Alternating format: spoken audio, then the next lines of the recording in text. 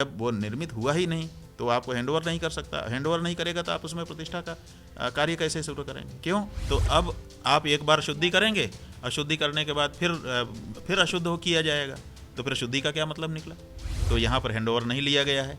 बीच में थोड़ी देर के लिए वो एक तरफ हट जा रहा है, बाकी समय जगह काम करता रहेगा और आप उसी में बैठ के करना चाहते हैं। प्रयोग मंजरी नाम का एक ग्रंथ है।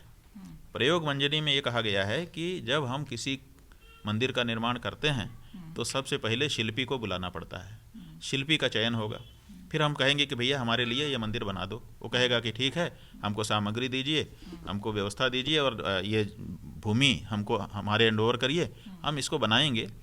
बनाते समय हमको हस्तक्षेप मत करिए, बीच में मत आइए लोग, क्योंकि कंस्ट्रक्शन साइट का भी हमने वो प्रश्न भी उठाया है पुण्य पत्र में कि कंस्ट्रक्शन साइट का भी एक रूल होता है। वहाँ पर आम लोगों का प्रवेश नहीं दिया जा सकता है। जो प्रशिक्षित लोग होते हैं वही प्रवेश करते हैं, क्योंकि कुछ उठ रहा है, कुछ आ रहा है, कुछ जा रहा है, कहीं किसी को चोट लग जाए, कुछ हो जाए।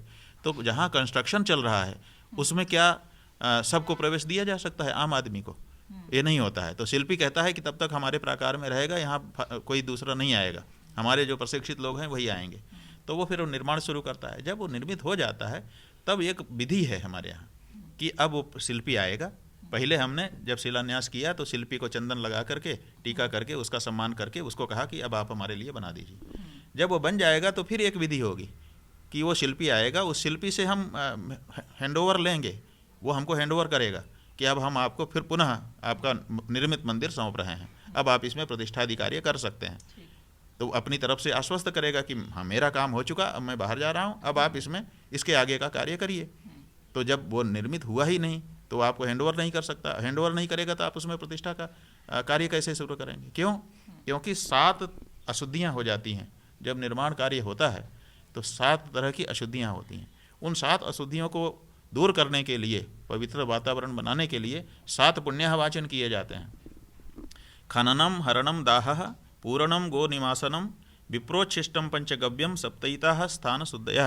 बोधायन के गृह सूत्र में जहाँ गृह प्रवेश की पद्धति दी गई है वहाँ पे बताया गया है कि ये घर भी अगर आपका निर्मित हुआ है तो उसमें भी 7 शुद्धियाँ करनी पड़ती हैं, और मंदिर तो उससे भी आगे है। तो ये जो 7 शुद्धियाँ हैं ये की जाएंगी, तब वहाँ पर धर्म कार्य आरंभ होगा। तो अब आप एक बार शुद्धि करेंगे, अशुद्धि करने के बाद फिर अशुद्ध हो किया जाएगा, तो फिर शुद्धि का क्या मतलब निकला? आप एक बार कहेंगे कि हमने शुद्धि कर ली, अब यहाँ पे हमारा देव कार्य हो गया, फिर वो निर्माण वाले आ जाएंगे, फिर अशुद्धि करेंगे। तो शुद्ध करने के बाद अशुद्धि नहीं हो सकती है, अशुद्धि करके तब उसको शुद्ध कर दिया जा सकता है। तो ऐसी परिस्थिति में वो शुद्धि का क्या होगा? दूसरे ये कहा गया है कि प्रयोग मंजरी नाम के ग्रंथ में कहा है कि जो शिल्पी है उसको सम्मानित करके तब प्रसाद ग्रहण करे, और ग्रहण करके तब धर्म कार्य वहाँ पर ये पुण्यः वाचन आदि का शुद्धिकरण का कार्य शुरू करे। तो यहाँ पर हैंडओवर नहीं लिया गया है। बीच में थोड़ी देर के लिए वो एक तरफ हट जा रहा है, बाकी समय जगह काम करता रहेगा और आप उसी में बैठ के करना चाहते हैं।